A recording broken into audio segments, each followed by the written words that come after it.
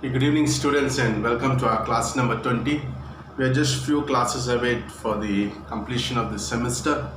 Hope you're doing good. And here is a continuation of where we stopped yesterday. We will continue with Proverbs on the topic of friendship we covered, and we'll go a little deep today on different aspects of like friendship, of sharing his joy and sufferings and different things.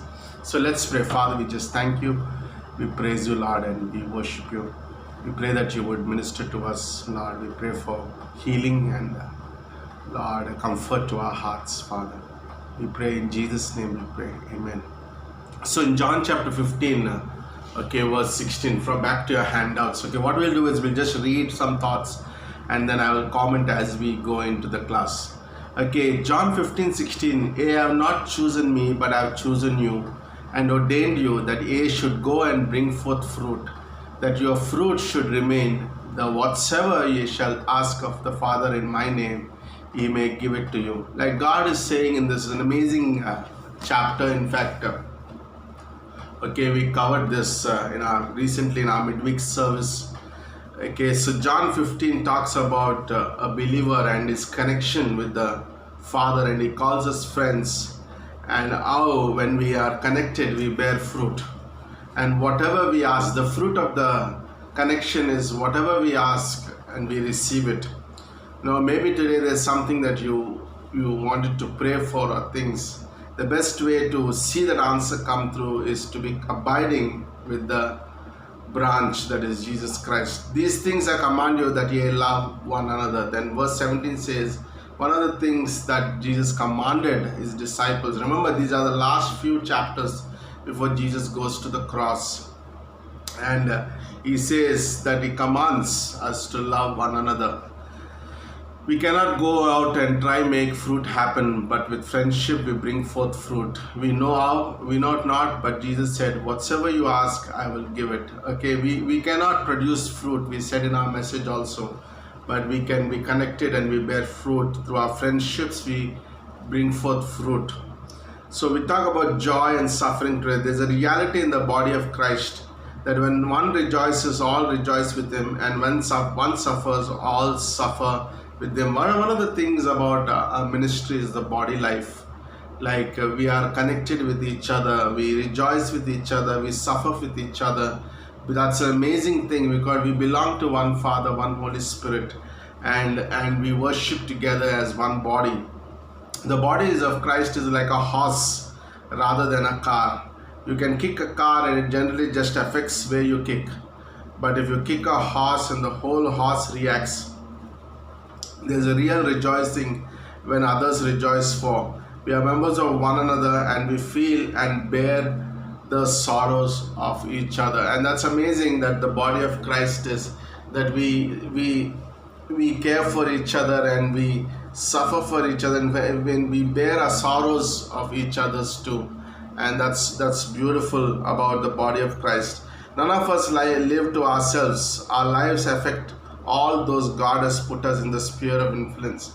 Remember, as we become believers, never think my life is any important to others or it will affect somebody, but our life as an influence or a sphere of influence around the people. If we let out life get into sluggishness, it will affect others. Likewise, as we keep our heart fervent, it affects those we are in knit together with. Our life affects others. They said of Jacob that his life was bound up with life of the lad.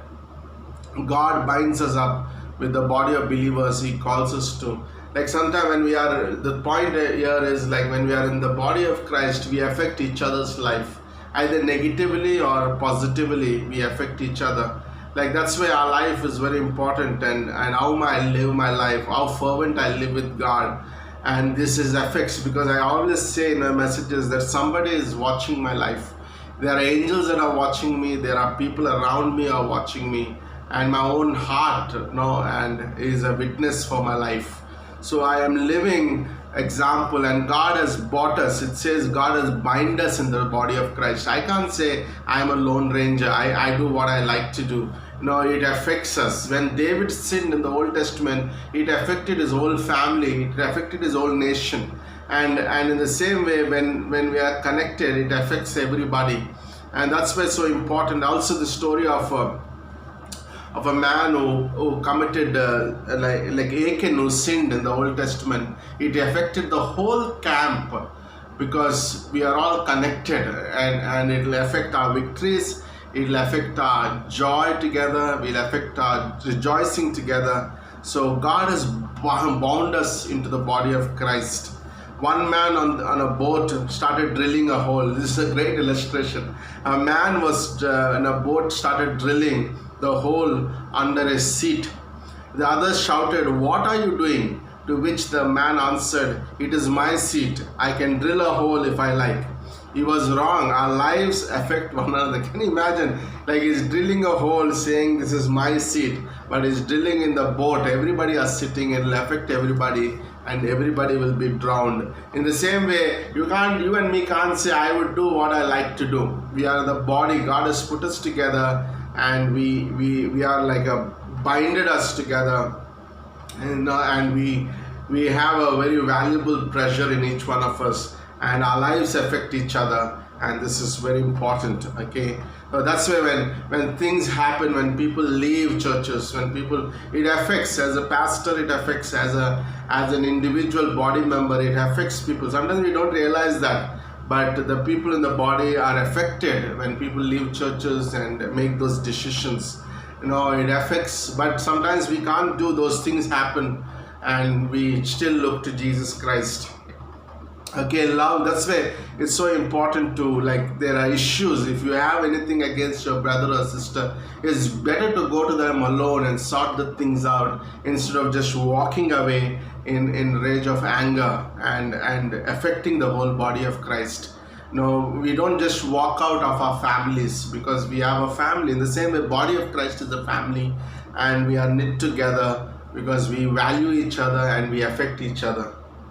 Okay, so love and hate. Okay, not every negative emotion is to be rejected. Not every positive emotion is to be accepted. Okay, there are a lot of negative emotions that come into our life, and it is to be rejected. In the same way, not every positive emotion is like Dr. Stevens used to say, every good thing is not a spiritual thing. So we need to discern as a man and woman of God. John 15:18 says, if the world hates you, you know that it hated me before it hated you. The Bible says Jesus loved righteousness and hated iniquity. When there's a love for what is right, there has to be a hatred for what is evil. Okay, when you really desire to love the things which are right, then automatically in my heart there will be hate for the evil. And this is so important. Like Jesus loved righteousness and hated iniquity. Like he didn't he loves the sinner even today, but he hates the sin. Hatred is not a pleasant emotion, but it is a real emotion and needs to be applied toward iniquity, towards evil, and towards sin and the world system. You can't say, okay, I love Jesus and I also love the world. We love the world for only one reason, to bring the gospel to the people, but we don't take the things of this cosmos world, the things of this world, because those things, John 15:18 says, if the world hates you, you know that it hated me before it hated you. And this is a principle that we need to understand. Jesus was hated when he was on the earth, because he stood for what is right. Okay, Psalm 139 verse 21 says, do not I hate them, O Lord, that hate thee. I like that. If we really love God, our heartbeat should be the heartbeat of God. What he hates should be my hate. What he loves should be my desire to love. And I'm grieved with those that rise against thee. Psalm 139:22 says, I hate them with perfect hatred. I count them mine enemies. I like that, isn't it? Psalmist says, I hate them because the Lord hates, and I hate them with perfect hatred, and I count them mine enemies. And I hate them with perfect hatred. We love not the world because of that. The world will hate us as it hated Christ. Okay, so we see affections in friendships and the fruit of the Spirit. In the Old Testament sacrifices, there was a salt on the sacrifice and the frankincense. In the Old Testament, there would be sacrifices, and there would be salt on the sacrifice and the frankincense. But there was an unusual command as what not to put in it. Like God gave a commandment in the Old Testament not to put in the sacrifice, and that is honey. There was to be no honey, also no leaven, which is insincerity and error. The honey is natural sweetness, and it is a natural sweetness that represents a sentimentality which was not to be in the fellowship. Like very important, okay, sentimentality like cannot be in the body of Christ. And that's what God mentioned in the Old Testament. Honey is a natural sweetness that need to be avoided in the sacrifices that are given in the Old Testament. In the same way, sometimes in our ministries, in our fellowship, sentimentality is very, very dangerous, because that can stop us from going forward with God, and also can take us towards a person or an individual and agree to what is not truth. Okay, so sentimentality is something that need to be which was not to be in the fellowship. John said in 2 John 1:1, those whom I love in the truth. We love people in the truth. I'm not saying truth in sense like we are very harsh, but like truth said in love. Okay, this is very important. Okay, but we don't compromise in sentimentality. Okay, and we need to be very careful in the body of Christ that we are not attracted to people towards sentiments. One missionary had a local nurse. There's a story here. One missionary had a local nurse who she wanted to travel with her, as she had a good friendship with her, but it has grown sentimental. God wanted the missionary to move to another area of the country, but she was waiting until the nurse friend finished some training she was doing. She found God was leading her on, but she was not willing to go because of her attachment with her friend.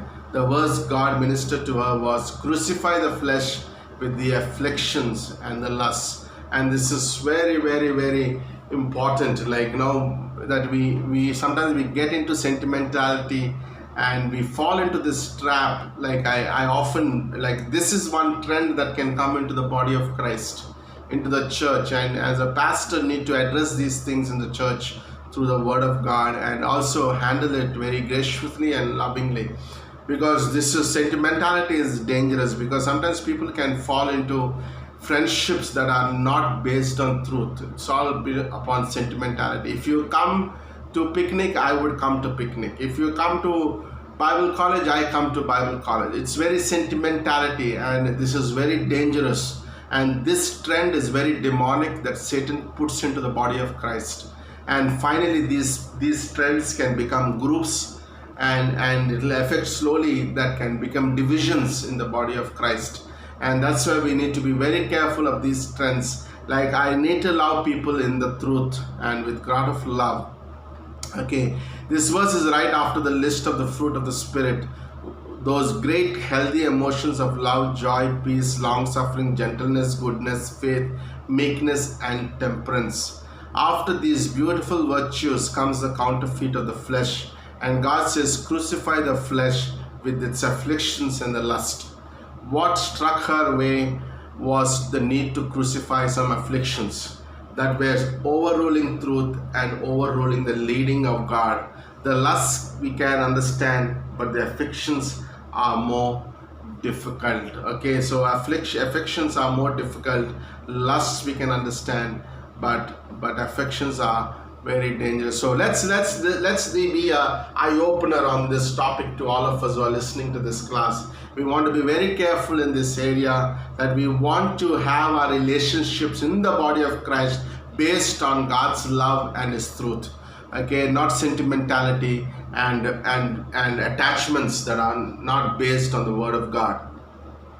Okay, so Galatians 5:24-25 says, and they that are Christ have crucified the flesh with the affections and the lusts. If we live in the Spirit, let us also walk in the Spirit. Okay, if you are living in the Spirit, then walk in the Spirit. Why I need to walk in the flesh? Why I need to walk in sentimentality? Walking in the Spirit leads us to walking in the truth, and this is very important. So the next topic is familiarity. Okay, Okay, familiarity, what we call in Hindi is jana pehchan. No, it's okay. No, chalta hai. That is the word familiarity. People are sacred. They made in the image of God. Never get familiar with each other in the body of Christ. Never be familiar with your pastor. Never familiar with the body member. Each one of us are special, and each one has the image of God, and we respect that. We have fun in the body, but we're not in the cost of taking taking people for granted. Okay, this is very important. We have fun, but that's also shouldn't affect somebody's no, we don't get into a familiarity with that person. Friendships becomes familiarity when it stops being based on doctrine. Okay, friendships becomes familiarity when it stops being based on the doctrine. If our fellowship is not around the word of God, then those friendships can become very familiar. All you sit around with these friends and talk about this person and that person, and no mention of the word of God, no fellowship around the word of God, and these friendships can be very familiar. One or the other day these friendships will be broken. When the pity that tries to come stop any of us from going to the cross and to God's call, that's not friendship, that is sentimentality. And I read it again. When the pity that tries to stop any of us from going to the cross and to God's call, that's not friendship, that is sentimentality. Okay, very important. Anything, okay, that is not taking people to the cross, okay, which need to be crucified, okay, that's not friendship, that is sentimentality. Okay, sometimes I want to ask people why we have friendships. If I don't have friendship, if I'm having friendship in the body, where should it lead? It should lead me to the body. I should be more in church. I should be more in Bible college. I should be more in things that seek God. That's how a true friendship is. True friendship is not just going to movies, having fun together apart from the body of Christ. Those are okay once in a while, but a true friendship draws into the body. That's very important.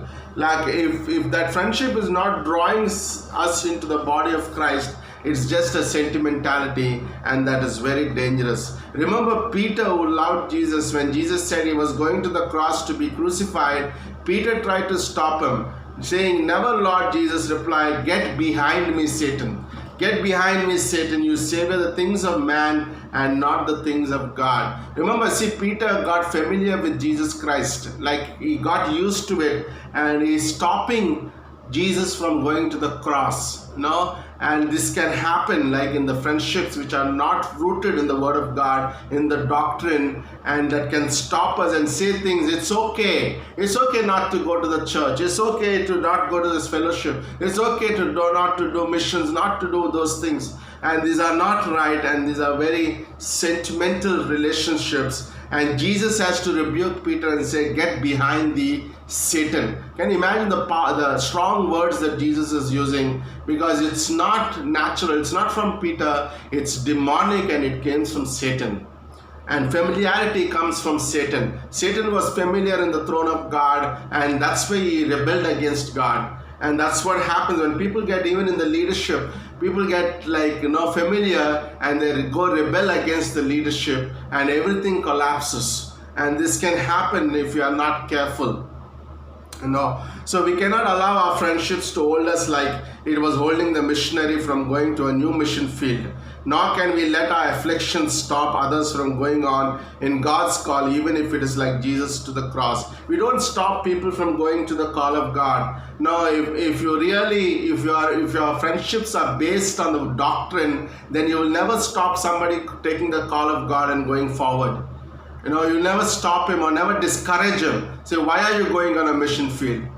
No, these are very, very dangerous thoughts. This is the spirit of familiarity, and we need to be watchful on this. Proverbs 29 verse 24 says, "Whoever is a partner with a thief hates his own life." Who is a partner with a thief hates his own life. He swears to tell the truth but reveals nothing. He swears to tell the truth, but he doesn't tell the truth.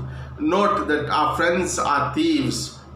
Not that our friends are thieves, but if we keep our friendship based on the wrong principles, away from the will of God, then will not correct them. Like a lot of people don't correct their friends. I know people who never correct their friend because they love their friend. They never say this area in your life is wrong.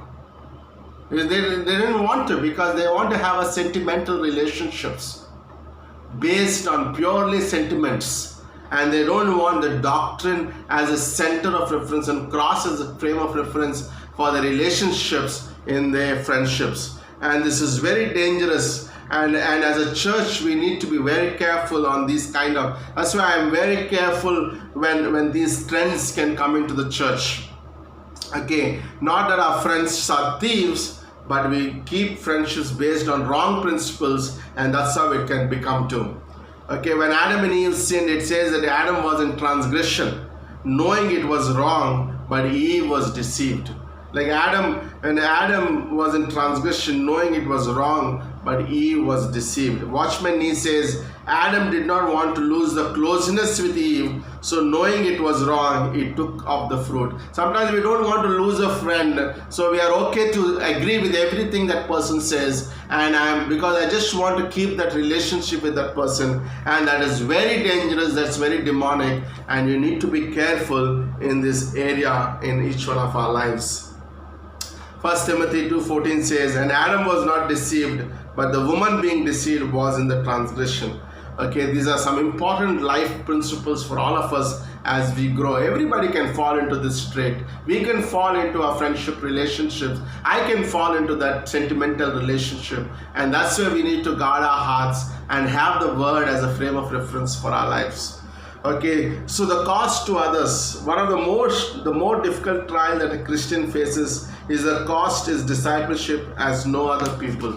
Okay, one of the highest thing is a cost of discipleship. We see Jesus called to go to the cross affected Peter. Like when Jesus called Peter that you need to go to the cross, it affected Peter. Earlier Simeon said to Mary, yea, a sword shall pierce through my soul, for she would later see a son, in fact, would pierce her soul to see him despised, mocked, tortured, and crucified. When we see the cost of our calling out to people close to us, such as family and friends, who do not ask for it, it causes us to pull back from our calling. It's for this reason Jesus says, unless hate or prefer me more to father, mother, brother, sister, you cannot be my disciple. These are not my words, but these are words of Jesus, and said, if you prefer me more than if you don't prefer me more than your father, mother, brother, sister, you cannot be my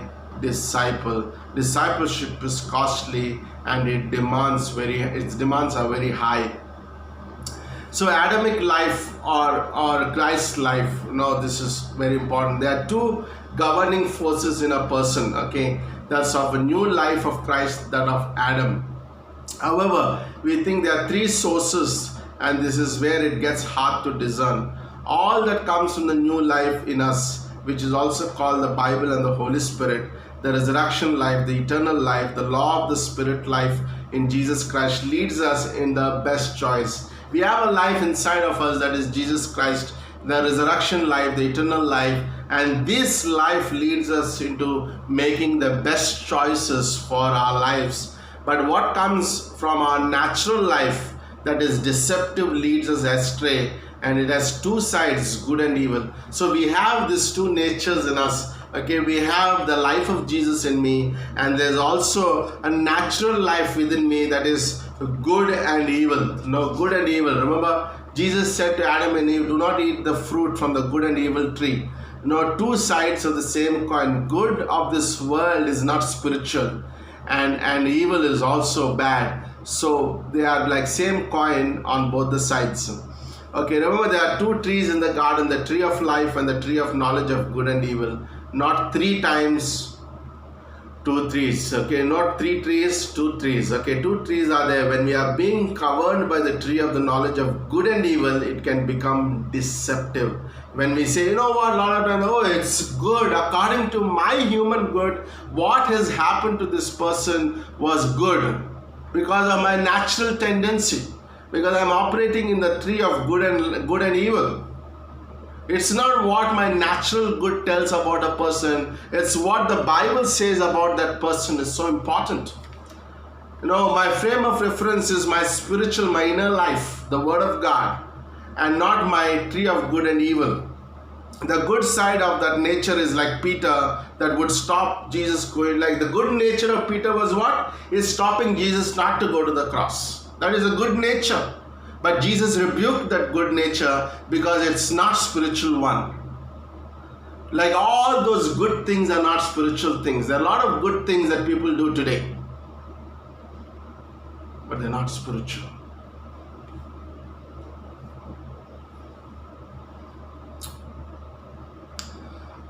Paul said, when I would do good, evil is present with me in Romans 7. And the good, what was Paul talking about? The good here. He's talking about his own goodness. He tried to be good by his own self, and evil was present with him, because like good and evil go together. They are like the same tree. They are not two different trees. The same tree. But we need to have a spiritual life.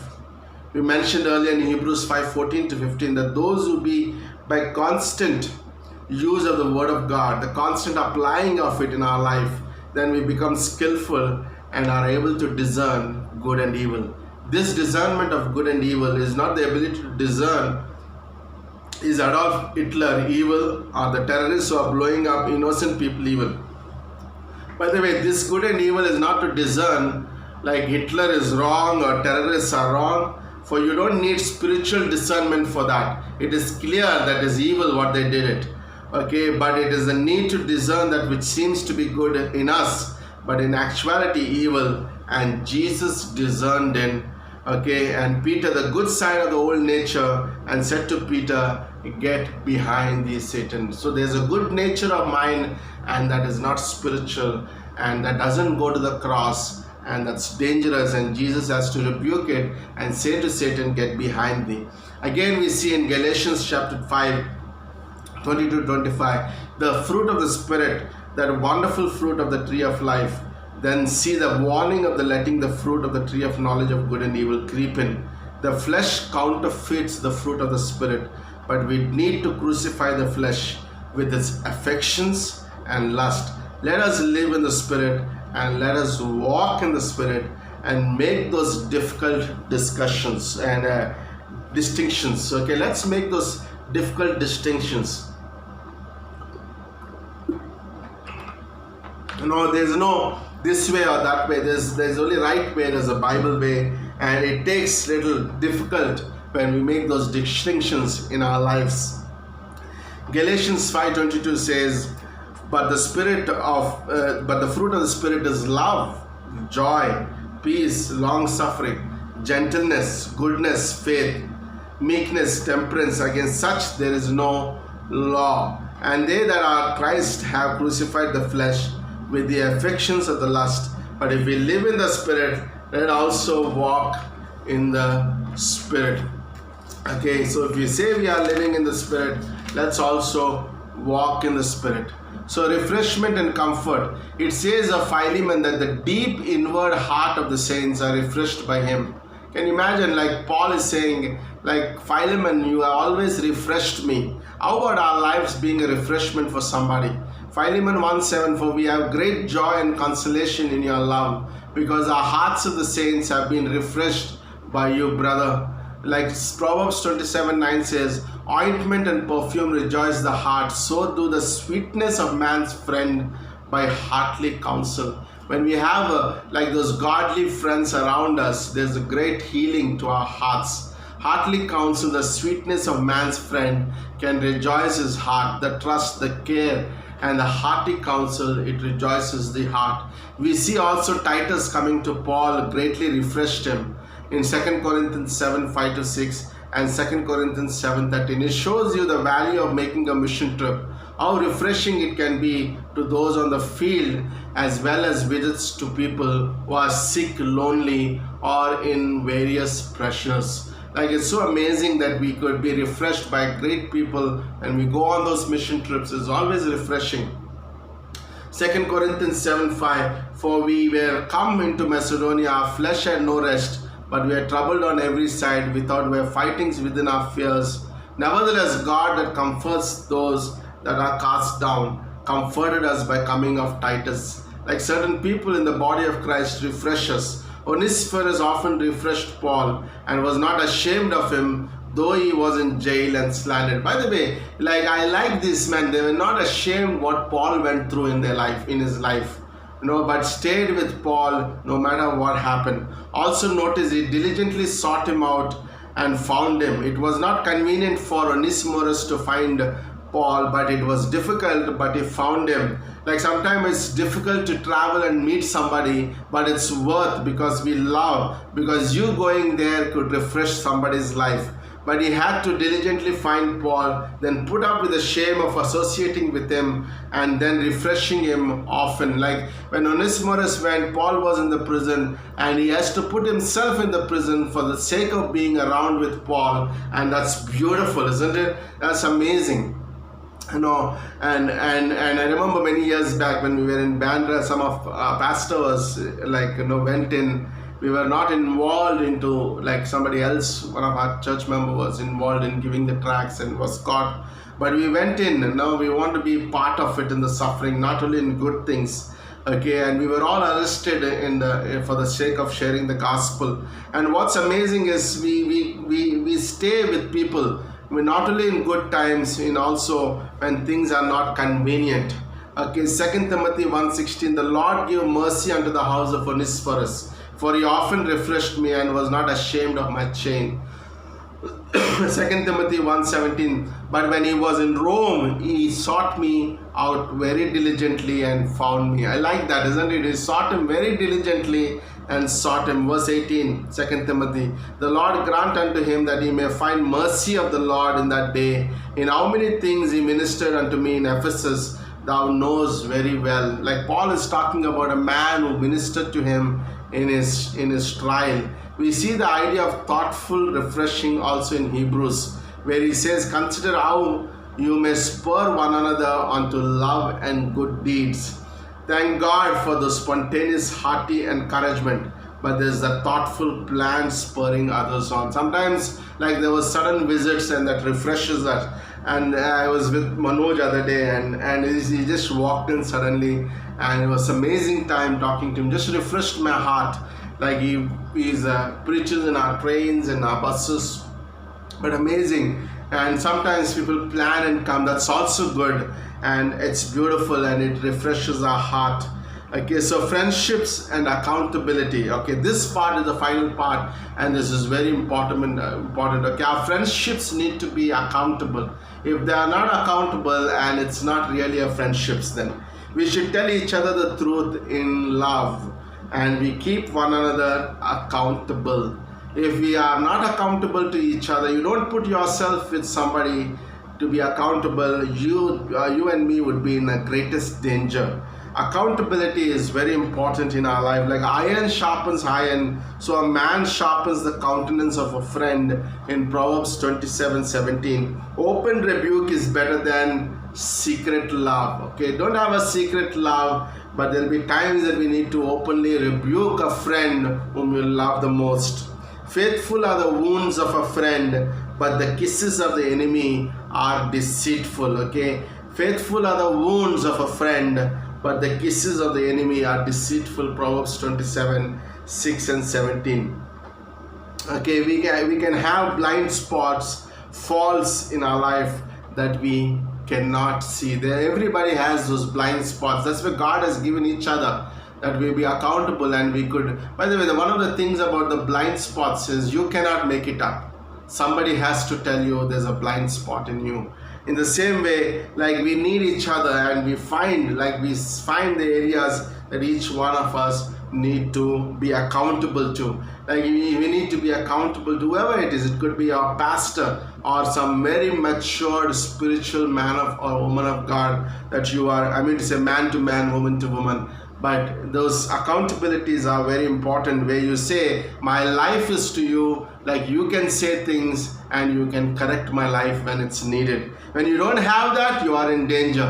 And I am in danger if I don't have those things. And we need to have that very, very important in our lives. There are weights that Hebrews 12:1 tells us to lay aside. Weights are not sins, but activities that will hinder us from fulfilling God's plan, from running the race. The very things, the activities, okay, that will hinder us from fulfilling God's great commission. Okay, and then there are also novice traits. Okay, that is in new leaders, there are trends and traits. Pastor Carl said it took him 10 years of pastoring to get sorted out. One of the novice traits is that we think we don't have novice traits. Okay, novice traits is like young leaders can fall into this trap. As we are growing, many of us are growing, and even in our body of Christ, we have leaders who are growing. Like we can fall into this trait. Like, no, I know everything. Now I have done Bible college. I don't need anybody. No, I don't need a pastor. I don't need any accountability. And that trait can come in, and that can be very dangerous. Always keep yourself under somebody that is very safe, and allow God to use that person to train and equip your life and my life. And even today, even after Pastor Carl's going away, I still have people above me where I'm accountable to, and I keep that way because it's healthy for my own life, it's healthy for the church, it's also healthy for my family. And never have this I know everything, and that's very dangerous. And these traits would come, and by the way, these traits would come when you are in the third year or second year of Bible college. Like, I don't need my pastor, I don't need these things. But it's okay, everybody gone through those things. But good thing is we realize that thing and we move forward with God. A novice is a word for a new plant, a new tree just planted, not strongly rooted, and also its trunk and branches are also not strong. Like, that's what the novice trait means. Okay, it's like a new plant had to have a deep roots down, and also its trunk and branches are not also still strong, and it needs the support still. And a lot of our men in the leadership need support. Even I feel I still needed somebody to hold on to, and these are very important because there's a safety in that. When imagine if you are building a construction and there's nothing down below, then you fall and you die. In the same way, if there's no security, there's no safety net under you. Imagine if there's a safety net under you, you can freely work. You know that even if you fall, there's a safety net, I'm safe.